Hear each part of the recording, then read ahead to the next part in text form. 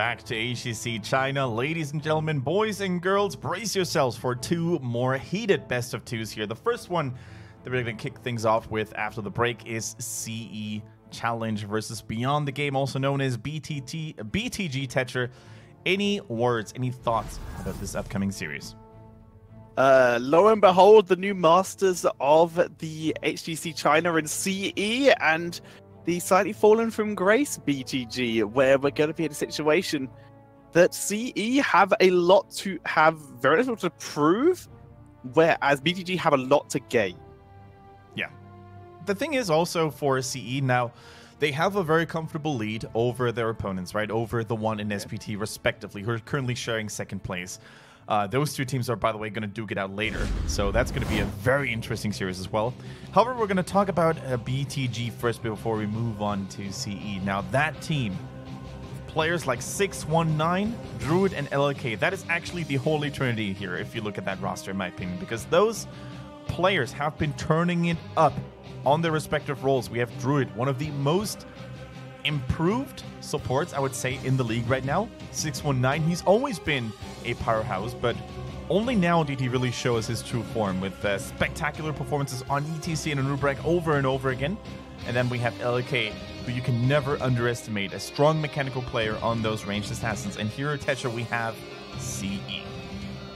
The legends themselves. They are finally in a first position, but they still have to hold that for today, tomorrow, and then one more week plus another day. As we see CE, Alufal, Wind, 365, KTY, and Zuyu. 365 and KTY, not part of the original roster, but that does not appear to have been an issue for them, with Alufal especially, and Wind especially, really stepping it up over recent weeks. Yeah, exactly. The addition of 365 and KTY have not affected them in the slightest. Also, they look more and more, seasoned and experienced on the respective role swaps they had at the beginning of Season 1 in 2018. Now, Zuyu, flexible as ever, he can play melee assassins, off-laners, bruisers, and even a ranged assassin every now and then if they decide to go for the likes of Chromie, for example. Lufal, for the same... by the same token, can also hop on certain specialists, most importantly Medivh, with him being the only true specialist in the meta right now. Lufal, a very frightening player to go up against, and the statistics speak a clear language here. KDA, of course, heavily favoring CE with a 7.2. Then, of course, we see kills on average per game, 11.2, looking very strong for CE as well. So, all things considered, Tetcher, go for it, sorry. The bottom stat, however, is interesting. That, I believe, is XP gathered per game. And the reason that is so much higher for BTG is they take a little bit longer to win their games. CE usually wins pretty quickly when they do win. Exactly. I couldn't agree more. That low experience farm, if you will, results in, games being over rather quickly when you play against CE and you're not SPT. So, that is the main reason for it. Now, once again, 4 maps being eliminated, guys. Round 1 bans and picks also play an important role. So a pretty small map pool is left to be chosen from here. And I think depending on how well this first map goes, Tetcher, we could perhaps see another Brax's holdout game. But that is a big if, right? Because I don't think Beyond the Game is as inexperienced as a team as Sunny Lion was yesterday against SPT. We'll have to find out, as we're starting off immediately with the Medivh ban. CE not wanting to go in for it straight away. This will, however, give them the Hanzo if they wish to give that over, but no. Now Furion being picked up first. With that to 365. Exactly, alright. So, what do we have here? The Malfurion first pick. I think Garrosh hasn't made it through a single draft today.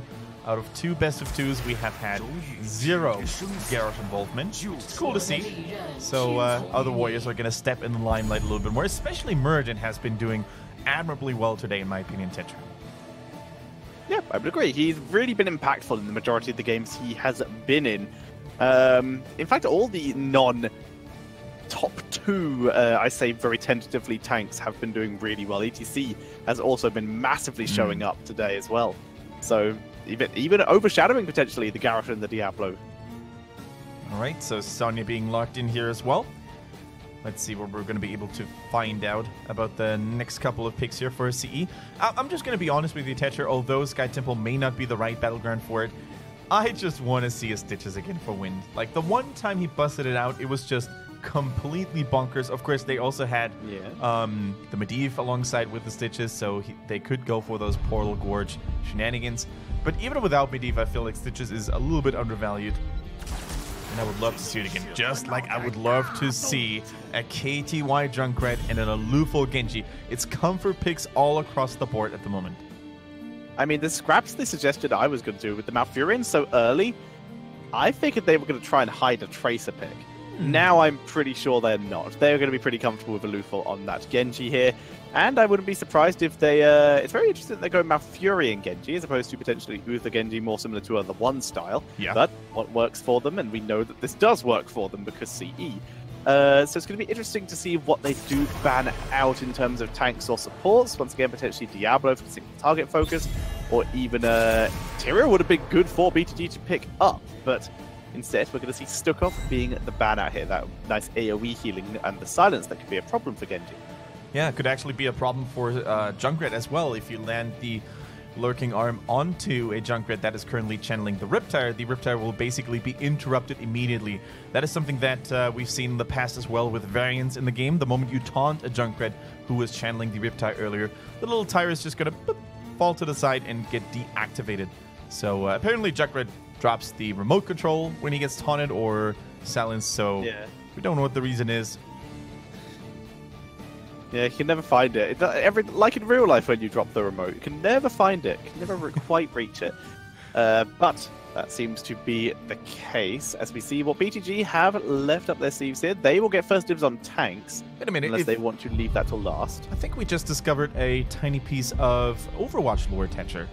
If Junkrat gets taunted or silenced, that must mean that Riptire gets triggered by voice command.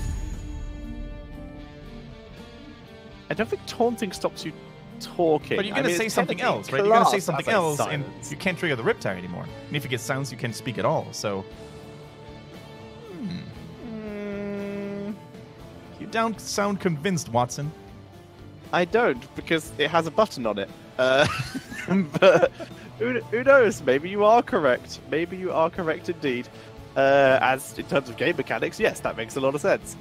But I'm not entirely sure that we would have to message at the Overwatch Twitter. To be fair, they are very good at replying to this kind of strange lore question. As we wait to see what the next two picks are. They still need a tank for C with a Nubrak on the board already. So probably going to be a tank and a solo laner. Solo laner could be Malthael here for Zuyu. That would be reasonable. Yeah. Malthael could be a good one, but they go for the double full tank, if you will. I mean, Arthas can be played as a bruiser. In fact, his solo laning capabilities are quite surprisingly good. And we've seen this double full tank style in the past already by CE, especially with that ETC. And yes, it's going to be Zuyu actually on the ETC, like he did in the past with Stage Dive. I think that will be the go-to choice here, especially since we're playing on Sky Temple, where globals always come into effect quite handsomely. So it's going to be Wind on that Arthas, main tanking for the most part, and we're going to have a slightly more aggressive, more split-pushing version of ETC, very likely. I mean, we could still see a mosh pit, don't get me wrong here, but with this many interrupts available, especially a Nubrak and Sonya, and the Hanzo Arrow as well, I don't think it's going to be very likely instead. Stage Dive would get good value, especially against Alexstrasza, to lock her down. So yeah, two very tanky team compositions, I would say, for both teams, actually. Yeah, lots of sustain. Junkrat being able to stay very far in the back. Genji with deflect. Of course, EDC and Arthas with their own self-sustain. And then Sonya with self-sustain. And Nubrak is a tank. He is pretty sustained just due to his shield. Yeah, I could definitely see your thoughts there. These fights are probably going to be quite long and drawn out. Yep, long and drawn out fights here. That's what we're going to face. So which team can power their way through in game number 1? On paper, CE is entering the ring, entering the battle as the big top dogs, the big favorites. But can Beyond the Game fight back? Can they hold their own? Every point matters when it comes to securing those good playoff spots. With Beyond the Game, 619 on the Nubrak, LK playing the Greymane, Druid on Alexstrasza, Dancing on Hanzo, and Lai is playing as Sonya. And on the right-hand side, it's going to be Challenge with a Luful on Genji, Wind on Arthas, 365 on Malfurion, KTY on the Junkrat, and Zuyu bringing out the ETC. Arthas starting us off with a Rhyme here, which makes a lot of sense. He's going to get pinged by Hanzo quite a lot. And Hanzo, plus the rest of the team, interesting strat there by KTY, the entire rest of the team have yet to pick their level 1s. I expect they were all considering and reacting, potentially. Okay, so we see the new... I can't even find the name right now. Nerubian armor. Nerubian. I was thinking like a Nubian or something, but that wasn't right. Anyways, the Nerubian armor here. Arthur's in trouble. Wind is getting poked down from all different angles and sides. LOK needs to be careful though. If Zuyu decided to go for a power slide here, he could have regretted his life choice. And the real question is now, Tetra, are we going to see another life binder? Is Beyond the Game taking a page out of RPG's books, or was that a once-in-a-lifetime experience? I would expect once in a lifetime, but it's a possibility. There is always the chance, as we saw a nice little back-and-forth fight between both teams at that middle objective, with Luful just hanging around the side, waiting for his opportunity to try and get all the resets too early there, Junkrat.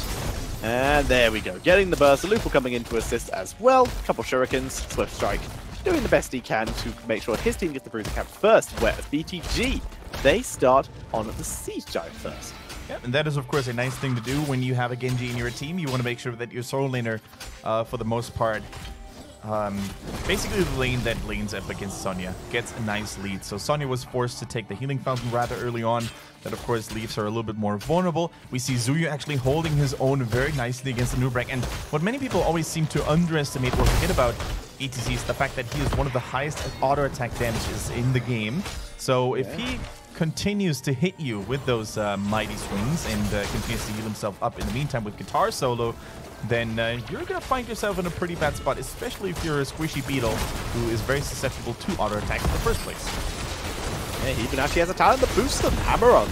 Basically his version of follow through, but it is very rarely picked due to the AoE damage from either the face blunt talent or from the echo pedal being a little bit too useful. Whirlwind clears up that mage mercenary, and the tower will survive here with the mercenary camp of BTG also looking really reasonably healthy here. Mixed build coming in for the Alexstrasza, by the way, going with the Abundance Talent for level 4. The speed boost, I think that one is. Yeah, and Beyond the Game was doing a really good job at securing both mercenaries at the same time. The right-hand Siege Giant camp, 4 CE is still untouched. Luful just cool and calmly waiting for the deflect to be getting the maximum value here. Now we see that the Siege Giant, the Knight camp is pushing against the wall of CE. So I think both teams are probably going to get similar value here. Destroying one tower, touching the gate, maybe even destroying it, but not really doing too much damage on the remaining towers. So equal value for both teams in the top lane. Now, the cool thing is, of course, for CE that they're timing their Siege Giants very wisely, very sneakily. If they decide to take it right now, they would actually provide good distraction, good damage in the bottom lane, while they were then able to maybe sneak in additional temple time in the middle and the top lane, respectively. Looks like a potential job for Junkrat. He might actually just be running down to bot lane to soak. Yep, that is what's happening. While the rest of his team is fighting over this mid lane. Zuyu hiding it out, waiting for his opportunity. A little too slow to potentially move onto 619 though.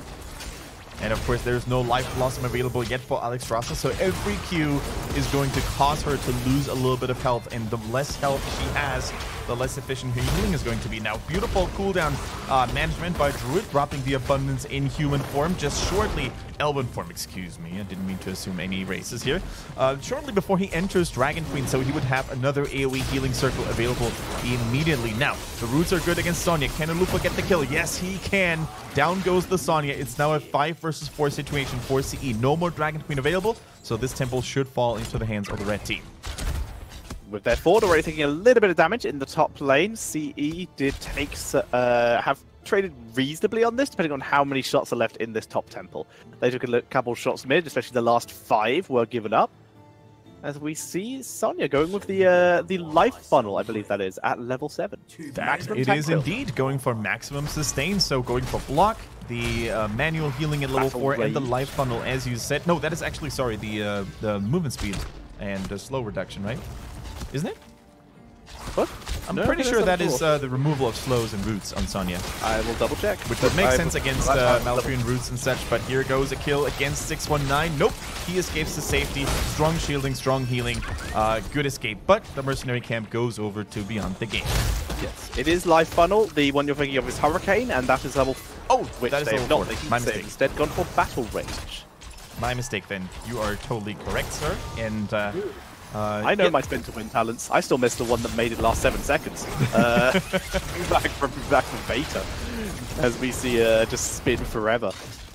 As we see the defense coming in here, Siege Giants being held just short of gate range. And this is the plan here. Just tank the shots yourself, kill off the Siege Giants before they get too much structure value. Yep. Either way, of course, Sonya once again, she's going for full sustain. Let's see how many interrupts there are actually. Twilight Dream, if it finally gets picked by any of the Malfurion players in China, which I would be a very big fan of this game. Arthas can interrupt it, ETC could, Junkrat could, so yeah, there are a couple of interrupts ready, but still, I think those are not always ready, and you can definitely time your life funnel as well. So you just wait until some of the most reliable ones are cooldown, and then you start to spin. So that's something that I think pro players are particularly good at using. You know, just counting cooldowns from the enemy team and knowing when it's safe to use certain abilities that can be interrupted. So whereas casual players will oftentimes spin the moment they see the enemy team, pro players are sometimes a little more patient, and rightfully so. Amid the dead, stage dive, rip tire, tranquility, and X-Strike picked instantly, moving as they're trying to pick up 619 here, but they don't have enough damage by the looks of it. He's 619, he's so far away from his base, he's going to die eventually. They don't need to use X-Strike right now. So far away, he's miles away, as he finally goes down. Yeah, I think 619, he was like preparing the ambush on what looked like a defenseless Junkrat. They probably expected the rest of CE to be somewhere else. No Twilight Dream, by the way. I'm starting to feel a little itchy. But yeah, it basically backfired quite heavily. Here goes the save and win. Tranquility has been popped, and Zuyu joins the fight with a stage trap as well. Knocking him out of the healing circle, but it goes through still. Dancing, surviving for now. Rip Tire gets dancing. Huge damage onto LLK as well. Moving onto a loop. Moving onto LLK and Loophole putting on the pressure. The cleansing flame was super good. The wind buffet to disengage away from Arthas, but that's still a 1-for-0. Still a 1-for-0. Here comes 619 just rejoining his team from the Hall of Storms because he had been killed earlier, but keep in mind that the team of CE is still separated. Junkrat is, in the meantime, getting value in the top lane. Zuyu trying to hold the temple, preventing it from being capped by the blue team. Can they actually make this happen? A double stun comes here. The Cocoon against the support. They're going to have to retreat now. Zuyu clears out the Cocoon. Tranquility could, I think, has already been used as they're pulling back. Wind dropping low. Zuyu dropping low. They're holding the line, though. KTY has turned the roof from Malfurion.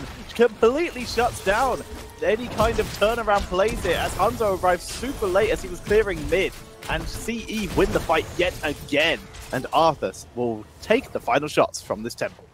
Yeah, CE, they proved to be 3 tanky 5 BTG. It was just too much for them to handle. They couldn't take down Arthas, they couldn't take down Malfurion. Even after the Cocoon expired, there was just not enough lockdown available. I wonder where that Dragon's Arrow went. I must have missed it earlier, but yeah, strong performance by CE and beautiful plays by Zuyu across the board. I think his ETC is such a hidden gem because we don't get to see it that often, right? But the way he interrupts casting animations of the Worgen Flight, for example, like interrupting and knocking Greymane back in the blink of an eye really shows how fast his reactions are, and it's just a pleasure to see. It really is. It's always lovely to see when you can use that kind of face melt, quick reaction play. As Wind sets up, looking to react to 619. That's actually showed himself and actually dissuaded LLK from moving in any further and potentially saved his life. As at dancing, rise back down as well. Sonic Arrow wouldn't have seen Wind, but he still moves out anyway. He's now just going to be soaking any XP that does arrive here and try to dissuade the members of BTG. Alright, so both teams are licking their wounds a little bit. 13, of course, is still here for CE, while Beyond the Game is patiently waiting for it, or they're going to have to wait for it. Although these early team fights, Tetcher, were going in favor of CE for the most part, I think Beyond the Game has been doing a wonderful job at, you know, staying relatively close in experience and not losing too many structures. 2 forts are still standing. that is going to buy them a little bit more time. It's like a puffer in between, so future temples are first going to have to deal with the forts. I think in Sky Temple, the importance of forts is probably the biggest out of all the maps in Heroes of the Storm, because they are so important to intercept those laser beams. Zuyu cleans out the minions as best as he can, and CE still looking so comfortable right now. They're moving down, hovering around the boss area just in case. They know this would be BTG's sneaky move, but it's also something that they can attempt to take at pretty much a moment's notice. They don't have the best race, but they do have a lot of control. They're going for a gank. The importance of having visual control here, vision control over the scouting tower. But look at Beyond the Game.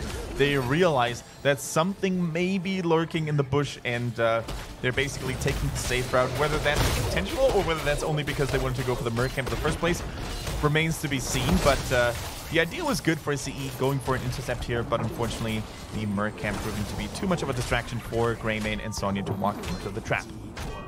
They keep holding their shots, and shots being fought over in the bot lane. Hanzo arriving, Zuyu realizes that yes, as much as he is ahead, he would struggle in a fight, especially if more of the enemies that he no longer had vision of showed up. But even against just Hanzo, he would be outranged almost every turn. He might get a few good licks in, but overall, he is going to lose that fight. So instead, he's going to move back, wait for his team, let them take all the shots mid, as bot was started a little bit later. And even if they do have to give up all the shots bot lane, they're still coming out pretty reasonably. Yep, that they do. Now, let's see what CE is planning on doing here. They're, of course, going to leave ETC in the bottom lane. He has that global available. He can join his team at any given moment in the game. KTY doing the exact same thing, only in the top lane, and that is why CE is rotating towards KTY and not ETC, because a gank on Junkrat is way scarier than a gank on the cow, who normally has enough tools to get away. Pinball Wizard, by the way, coming in for ETC here. Normally when we see stage dive, we see a lot of Echo Pedal because of the fact that it provides better wave clear, so you can push a little bit more efficiently. But Pinball Wizard, of course, adding more burst damage against targets that get locked down in the first place.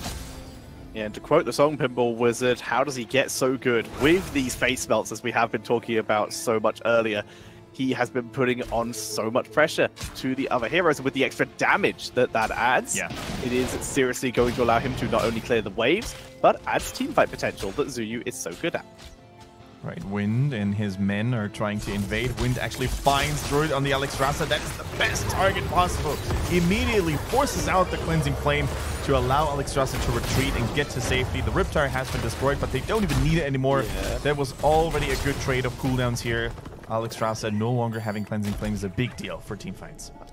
I mean, Genji did use what I would consider more of an XD strike there, as he didn't really land anything. It was dodged by the Cleansing Flame, but it's a decent cooldown. It's not the longest. It's okay. Like, you know, X-Strike is not nearly as devastating and punishing if you whiff it as compared to the Dragon's Blade. So definitely a good point, a good and fair point. Zuyu hovering around, waiting for his opportunity once again. Very patient on this hero. He's waiting for his opportunities to soak. He's waiting for his opportunity to engage, to stage dive, to demount heroes as he demounts Lai here.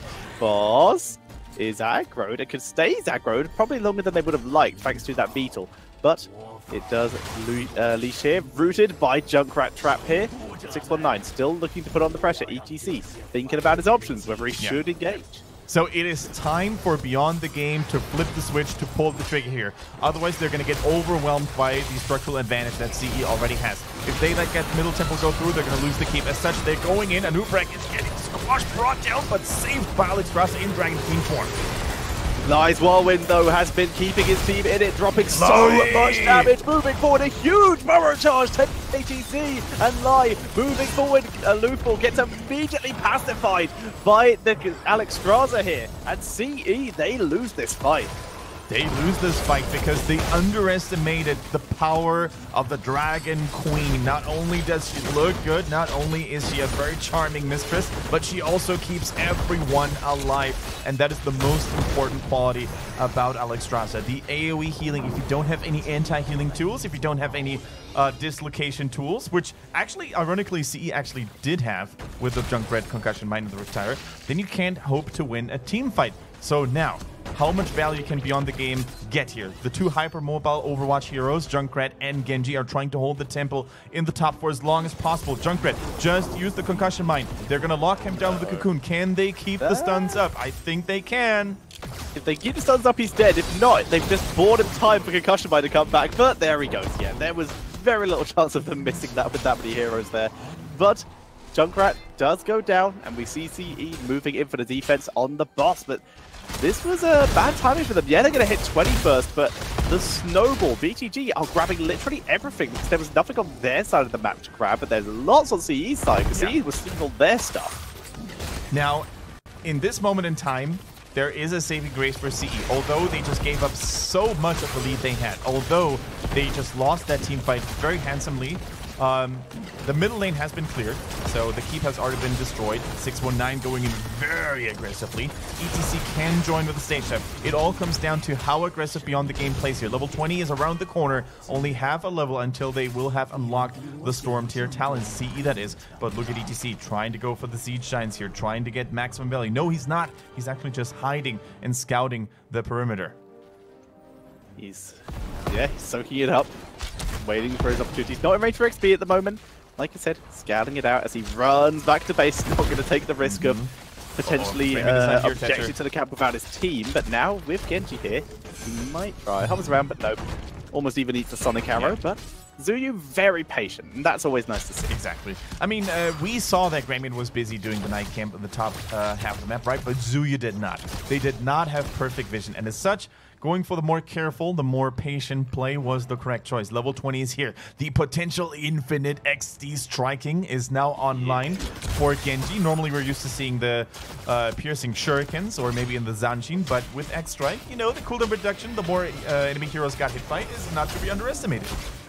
Yeah, he's not gone for any kind of shuriken build, so makes sense for him to go for this style. ETC, he could also go with near infinite stage dives if we wanted to, going for that crowd pleaser, but there's also the option of that quick death mosh, but no, he's gone for the crowd pleaser.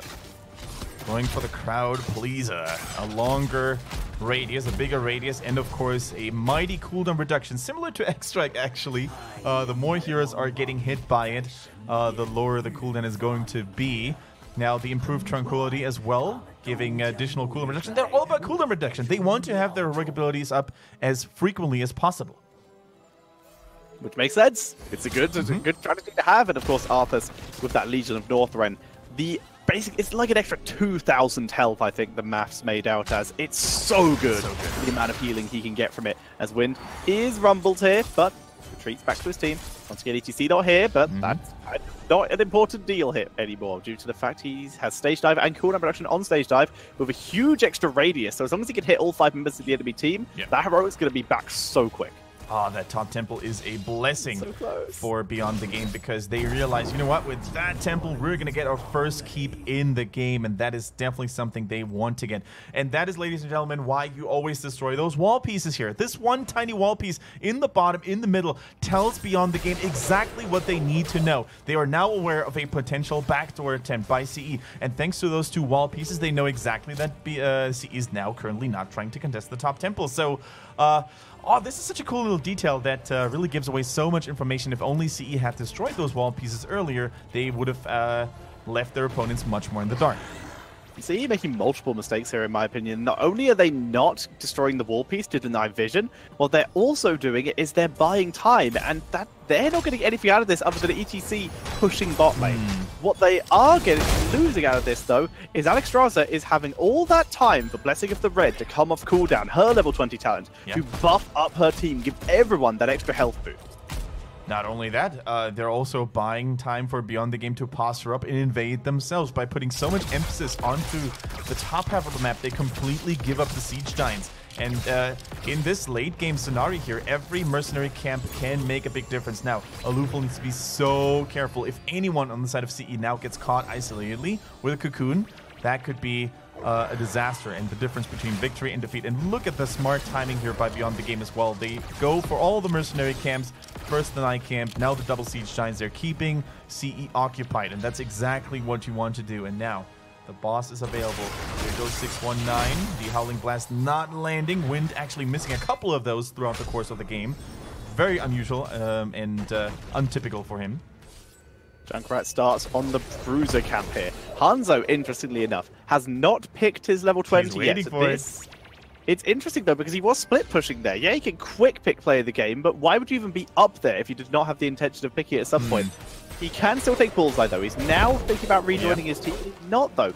The longer he stays up here, the more I think he should just pick play of the game anyway. But I guess the situation of if he's janked by one person, he could bullseye. It's fair to hold. I actually agree with him holding here. I have talked myself into it. Yeah, you know, it's causing, you know, a couple of mind games to be played with your opponents. Like, if we gank Hanzo, he's just going to lock and play the game, and he's potentially going to get away. But if we don't gank him, he's going to have so much value. Now, 619 is the target to focus here. Of course, the bird charge is good, but they use everything to potentially lock him down. Play of the game was not triggered just yet. Hanzo decides that it was not necessary. He refuses to join his team, but wisely so, because guess what? The night camp is available. So a couple of cooldowns being whiffed here for both teams without getting a major result, and as such, I think the temples are going to be the big points of contention right now. Keep in mind, temples are very important. I would actually say that top temple is a little bit higher priority for CE, but guess what, Tetcher? If they show themselves top, they're leaving the boss open. That's what the plan is. CE just going to hang around in this bot lane to clear and protect this boss, while ETC clears the catapults in top lane. Yeah, this he is should go for the temple, in my lane opinion. and it looks really good. He can go for the temple once he's cleaned up the catapults. But unfortunately for them, they are losing at bot lane while they're doing this, because there's so much for ETC to clear, thanks to that bruiser camp being taken, that it's going to take a lot longer. In fact, so much so that Junkrat has also come up to top lane. He's going to clear the lane, while ETC goes for the mercenary. Sonic Arrow sees that there's only 2 people here. Now that they can see Junkrat, now they see the temples being taken, they know it's currently a 3 versus 4. They could absolutely go for the boss right now and get a man advantage. Junkrat would have to rotate. Like you said, it's going to be a keep for keep at minimum anyway. Tetra, this could be one of the closest games in Sky Temple that we've seen all season long here. Now, I agree with you. They could have maybe started a fake boss attempt there, only to just put a little bit of pressure onto C. Like, either they get Junkrat back in here, or we're going to take that boss eventually, which would be a much bigger disaster for CE. But as it is, both teams keeping their cool here, keeping their calm. 619, speaking of it, though, going for a very aggressive bird charge. He does have the rewind, though, so even if he were to get caught, he could pop the rewind and get to safety again. Now, all 3 keeps down and destroyed for Beyond the Game. They are now going to have to face triple catapult pressure. See Junkrat flying away to freedom. Win taking a little bit of damage here. In comes the spread volley with Cannonball level 20. There's a Siege Giant in the bot lane with catapult pressure coming in as well. Zuyu tanking forwards, just came down here without using stage dive, just to be in range to assist here. And the fact is, the reason that bot keep died as well is just because of Zuyu's pushing in the earlier stages of the game, consistently throughout the game. Zuyu with a clutch move that has given his team finally an advantage to speak of in this game. Yeah, 1 keep left, and that of course means if CE now plays this patiently, if they play it smart, they're going to try to get a Lufo, but his Swift Strike was too fast, too furious for Beyond the Game. They even whiffed his brother's arrow, his favorite arrow. He's going to be super angry about that right now. But once again, CE, all they need to do is play this smartly, right? They need to wait for a temple. Double lockdown, though. Wind has to use everything he's got to stay alive. Strike is good. Stage dive into the background with the Cloud Pleaser is good. X-Strike hits 2 members. Not a huge cooldown reduction. The Riptide does crazy damage, but he can see he's once again completely isolated. He will have the stage dive back soon, though, because he hit so many members. Needs to face melt as they do the full disengage. And CE will survive this time. And they survive, and that is everything that matters for CE. Once again, with that 1 final temple being unlocked, as long as CE maintains control over that one, it's going to fire right at Beyond the Game's core. The Dragon Queen has been whiffed, one of the most impactful cooldowns now, no longer available for Beyond the Game. Zuyu needs to be careful. I'm pretty sure he's aware of where the enemy team is. Yes, he's checking the bush right now. He sees Beyond the Game making that aggressive move. Can they finish that Merc camp? They do have to face a Junkrat, though. Zuyu not brave enough to go in all by himself, though. This is now do or die for Beyond the Game. They have to keep forcing, otherwise, with that global pressure from CE, they could just finish and clutch out the game. It couldn't be any closer, Tetcher. It could not at all, with less that middle keep was down, but it remains up. However, there's a good chance it might come down as 4-5 members of BTG all on their way down here. He's preparing. BTC, he's ready. He is steady. Win is alone. This could be bad news. Army of the Dead is popped. Stage dive on 4 members. This is one of the better ones. Riptire. Zuyu can fall. He falls. Damage onto the backline, but HGC is first to fall. X-Strike does not land. A Lethal in serious trouble here. Finds LOK. If he can get the kill, that could be a huge deal. But no, being forced back. Now mid-range Sonya has to use the switch still alive in the back line. This is a 1-0 here, but Arthur's, like you said, is causing mayhem. Looking for a kill. He goes down. Down goes the Junkrat as well. This is a disaster for CE as they're pulling backwards here. A Lethal is going to survive, but Malfurion is down. It's 5 versus 1. They're moving to the core. And Tetcher, this is it. This is the nail in the game. This is beyond the game. They did it beyond all hopes and dreams. They were far behind in terms of structures. They didn't really seem to have gotten a good engage here in the first place, but in the end, the damage on ETC was strong enough. The cocoon on Arthas preventing the additional front lining, and it was Zuyu that fell first, and without the Mighty Cow, there was no hope left for CE to get the kill. They do take down Alexstrasza, but even a Lufel can't prevent from what's happening to their core, and is beyond the game, taking the lead in game number 1. And that was close, but it all came down to one mistake, really. And that was just so much damage onto Arthas, and then there's such a split team. There was no way for Junkrat or Malfurion to enter even close to Arthas safely, because Arthas went so greedy onto that objective. Yeah. They maybe should have grouped up first and moved in as a group.